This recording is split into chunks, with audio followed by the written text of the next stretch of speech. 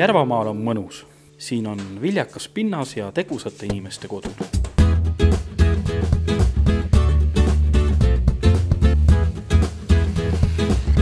Me oleme Eistveres ja see asub Lõuna-Järvamaal ja Imavere valla lõunaosas ja on üks 12 Imavere külast. Mis siin Eistvere mõisas teha saab? Siin saab kangast kududa, savi voolida, üldse käsitööd teha, niplispitsi kududa.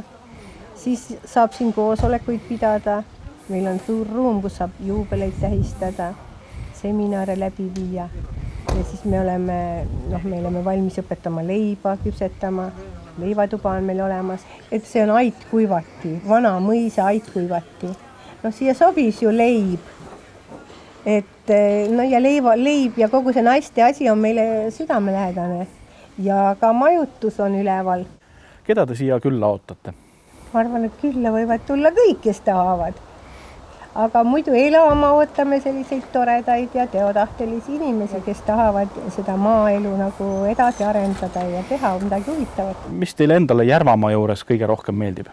Järvamaal on lihtsalt mõnus elada ja maal üldse on mõnus elada. Ja rahu ja vaikus ja kui te siin ringi vaatate, siis ma arvan, et te saate sellest aru, et siin on palju rahu ja vaikust.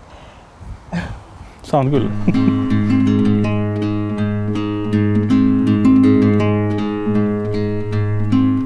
Kuidas siis nüüd peaks alustama selle asjaga huvitava? Siin kausis on eelkergitatud leivataigen. See on eelmisest õhtust pandud hakkama.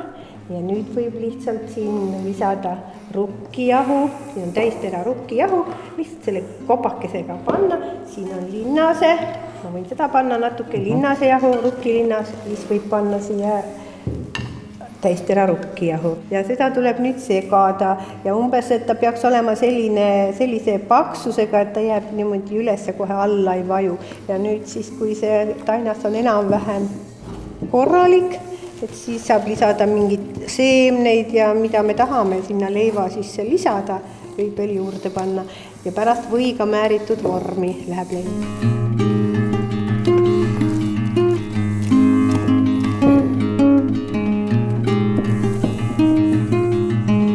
Märja käega saab pärast siledaks selle pealt tõmmata.